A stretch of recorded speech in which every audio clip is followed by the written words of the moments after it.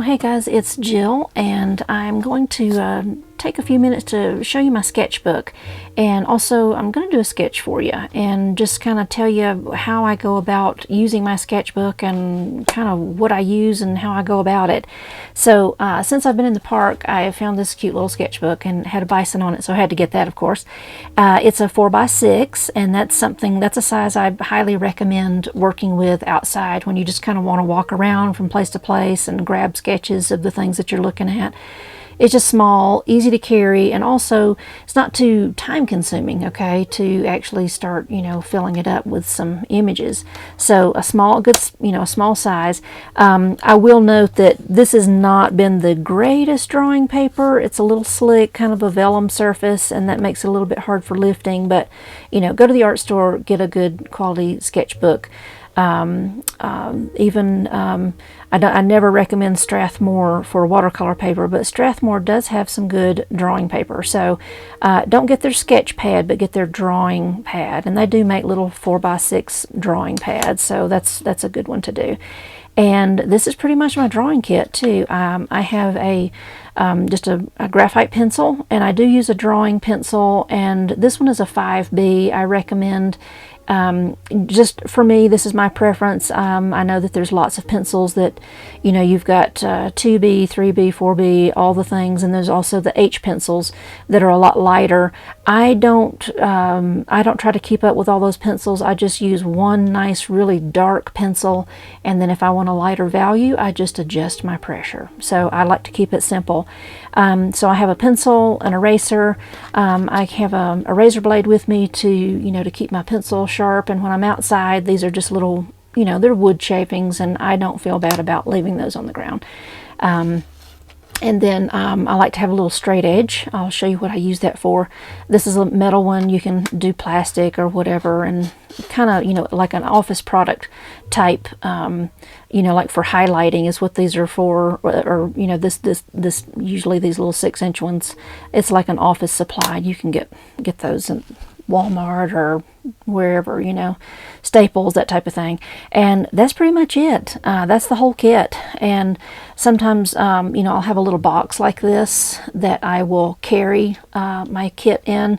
And you can see I've even used I've squirted out some gouache and some other watercolor on this little lid here to, to maybe paint with a little bit, but just some kind of little small pencil box.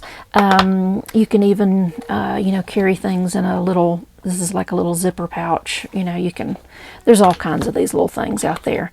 And honestly, quite often, if I've got my pencil sharpened really well, and I'm not going to be outside for a really long time, I won't even take the razor blade.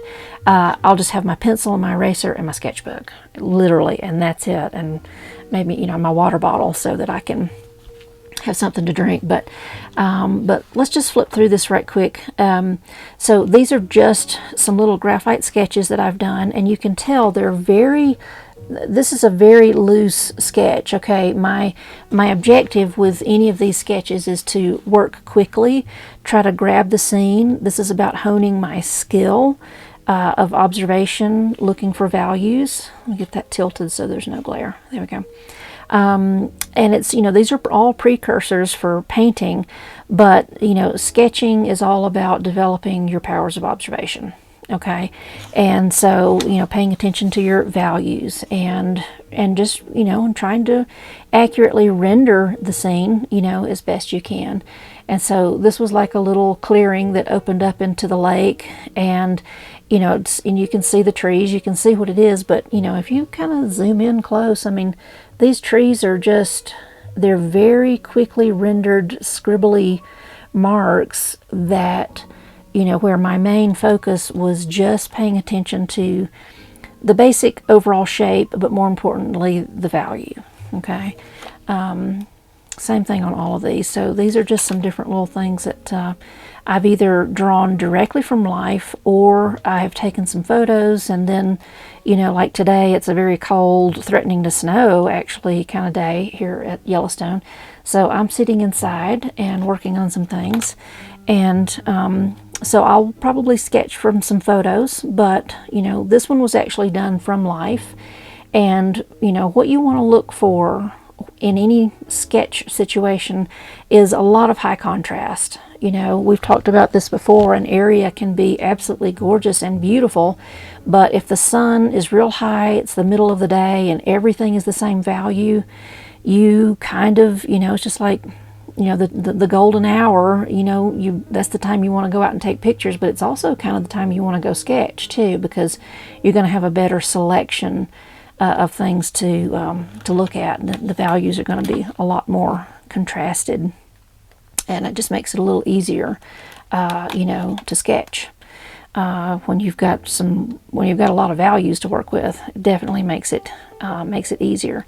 And you can notice I've put a little pencil line, you know, around, you know, my little sketch when it's finished. I just kind of like it. I think it elevates the little sketch and sort of finishes it up, and that's why I've got the little straight edge with me. So I'll, you know, kind of line that up to make myself a straight edge. But so let's just walk through a sketch here. I'm going to actually need to, let me clear this off. I'm going to need to tilt my little clipboard here, just because when I start drawing the graphite, it makes a glare, and so I'm just going to tilt my board so that it will remedy that. That should take care of it. And then I've got this little photo. This is another, oops, let's see, I did this wrong. This is a photo from out at Old Faithful that I took. It's been several days ago now, but look at the contrast though. See the big white plume and that big dark streak of trees behind, and you know, all the moody clouds and everything. So you definitely want to, you know, use a photo, or your life situation definitely, you know, needs to be high contrast, so that you've just makes it easier to draw. So one of the things that I start doing, you know, especially in a life situation, you need to start working quickly. So I actually I do a little bit of sketching, a little bit of drawing of my shapes, just to kind of get everything into place, so that I know where everything is. And you know, before I start really adding any values in here, Old Faithful, you know, you kind of look at it and it's like, oh yeah, it's a plume of steam. That's cool and all. But if you'll see these trees that I'm sketching in back here, you know, these are 30, 40, 50 foot tall trees back here, you know, at the tops, and then the plume, you know, is way up here. You know, it's a very tall plume when it really erupts. And this is not even a full eruption. This was just as it was kind of getting ready. So getting my little tree shapes in here. There's a whole ridge of those that go all the way across the backdrop of down there at Old Faithful. And then my little ridge here. I'm going to stop short of that plume just a little bit, just like in a painting. I don't want to see a whole lot of line in between there. And then I've got these beautiful, very dramatic cloud formation that came. It was a super bright sunny day, and right before the eruption was about to start, this massive cloud just blew in and made everything kind of dark and somber and moody, but there was still this piercing light coming through. We're just over the horizon, so it was just lots and lots of drama. But, you know, one of the reasons that you want to get out and sketch, you know, like we've talked about, it hones your skill, your observational skill. But more than that, you know, it's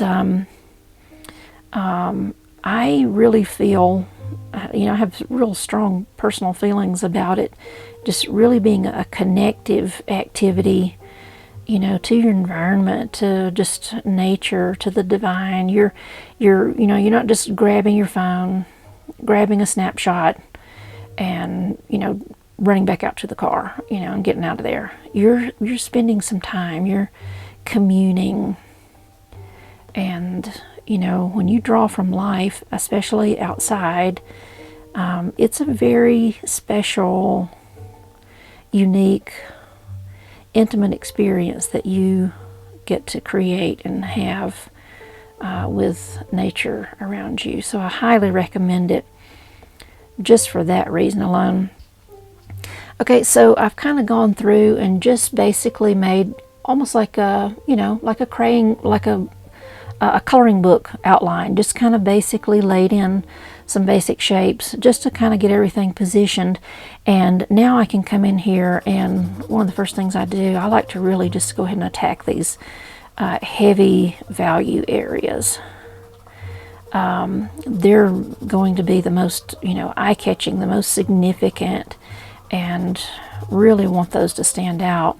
And that ridge, that tree line back there, notice I'm allowing myself a little bit of white margin. I don't really draw the line up front to begin with. Maybe I should. I could. I don't know. I just kind of just jump in here and start drawing. You can handle that in whatever way you like. But I'm just going to keep working on these dark values. And, when you're out here, it depends on what you're looking at. Old Faithful, having not really seen it in person until just, a few months ago, I didn't really know what to expect, but you do have, you got time. You come out here and it's spewing and venting and doing all kinds of things for, gosh, an hour, and so you'll have these beautiful plumes that are coming up and just doing what they do. Notice how I'm just blocking in big sections of value. This is not about, I'm not carefully rendering. But then these little trees that are right back there, they really are dark, a little bit darker than than that background ridge. So I'm just really pressing kind of hard. And it's just, when you're out there, and getting to watch this happen, and you're recording it, you're chronicling it, you are capturing your own life experience through your creative process. It's really a beautiful process. I highly encourage you to give it a try. It's pretty darn amazing.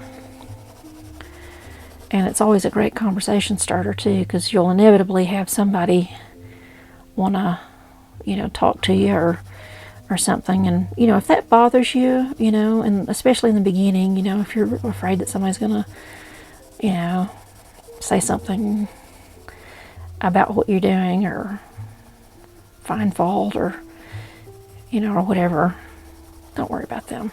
They're not out there doing it. You can always just tear out a blank page and ask them to show you how to do it then, if they're so confident. Alright, so I'm just coming in and kind of just, you can see how quickly I'm working just to really scribble in these shapes. I did kind of give myself a little bit of a pencil sketch that kind of looked like these little cloud shapes, but my sketchbook is a little bit different shape than the photo. The photo is a little bit wider. The aspect ratio is a little bit wider there, but so I don't have quite as much head space for my little plume as what's maybe in the photo, but that's okay. I'm just kind of getting it in here, but you can start to see, you see my little plume is in there. That value up in the clouds, gosh, it's not as dark obviously as the trees back there, but I can definitely afford to come in here and push it, a little bit more, and that's just another layer of pencil coming in here.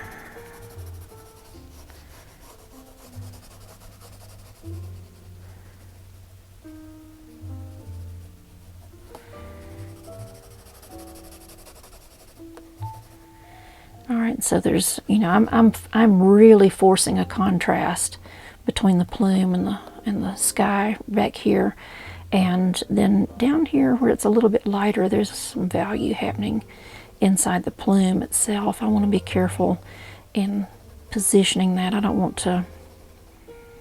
I want to indicate that the plume is definitely very airy, very light.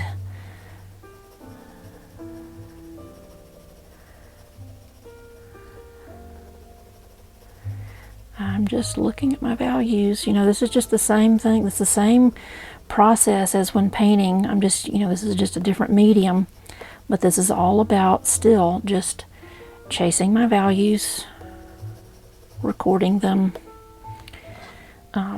The little foreground area, it's scaly. This stuff, you know, just over time it builds up, but it's sort of this chalky. I did find out it's called center. It sounds like the word center, like the center of the cake or the center of the pizza or something, but it's spelled SINTER, and it's just this very unique substance that begins to form from all the sand and the salt that get generated, that gets continually pushed up out of the ground, with all of that geothermal activity pushing up. And so I'm seeing textures in here. I can even kind of rub across that if I want to. Really, I'm trying to make sure that I keep the I know that the plume is maybe a little bit darker than this in the photo, but I want to kind of push the value a little bit so that or excuse me, not push the value quite as hard, so that it's a little bit lighter in my drawing than it is in the photo. But just, you know, I just kind of scribble a lot, and then I'm going to use my eraser to kind of come in and do, oops, let me get my other eraser. This slick paper, it makes it hard to lift. Okay, so that's why I suggest making sure that you've got a good quality drawing paper, because when the paper is real slick like this, it doesn't like to lift later when you're kind of wanting it to, needing it to. But sometimes your kneaded eraser will still kind of pick up some of that off of a slick surface.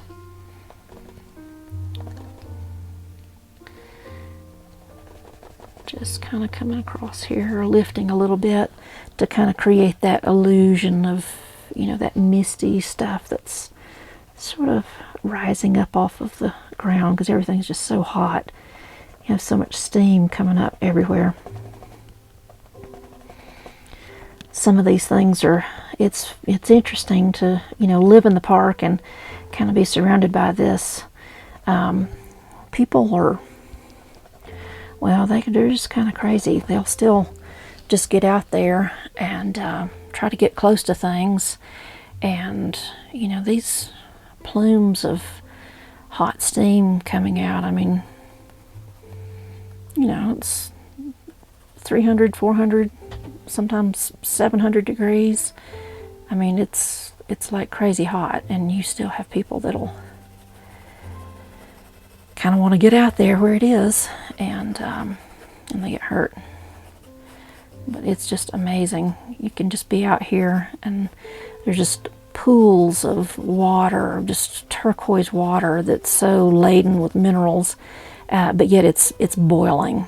It's just absolutely boiling because it's so hot. It's pretty fantastic.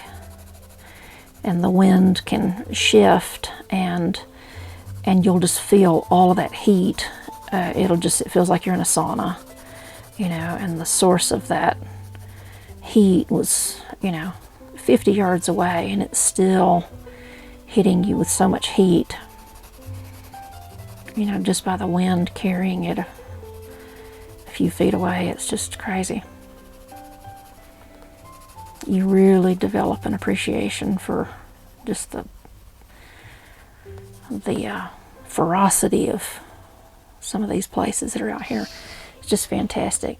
Okay, so you know, just working on just grabbing a quick sketch. This is really, you know, it's all about, you know, just trying to, you know, suggest, get in here, grab it, enjoy the opportunity that you had to spend, you know, working on it. It's really a lot of fun.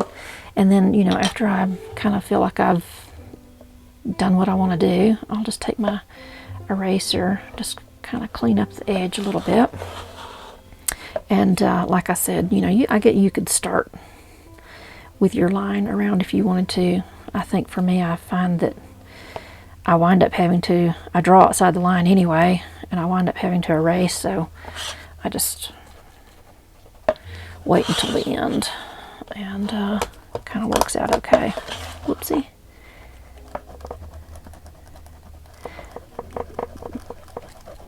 And then, you know, depends on too, you know, how much time I've got. You know, this is something like that I do to kind of just dress up the drawing at the end. If I'm out and I really feel like I've got to pay attention and get as much drawing done as I need to, I don't worry about this line until, you know, once I'm done and I'm back in the bus, then I'll come in, you know, kind of clean up the edges and do it. But if you're out there and you've got time and want to deal with it, that's fine. But I kind of like adding the little line. It just sort of elevates the little sketch into like an official drawing. Just kind of gives it a little polished edge, but it's just a personal preference. It's certainly not a have to. But I just like to keep it simple and fast. And so many things are happening, you know. I'm practicing my skills. I'm communing with nature. I'm, you know, developing a lot more observational strength and also speed. And over time, you know, you start getting really accurate. You start getting better at this. And, you know, I'll hold this up. You notice, I mean, up close, I mean, it's a lot of scribble, you know. You know, the main thing is get the line in, get the value in, you know, shape and value. And then I will typically, you know, I'll make some kind of little notation of, you know, what's going on or wherever I was.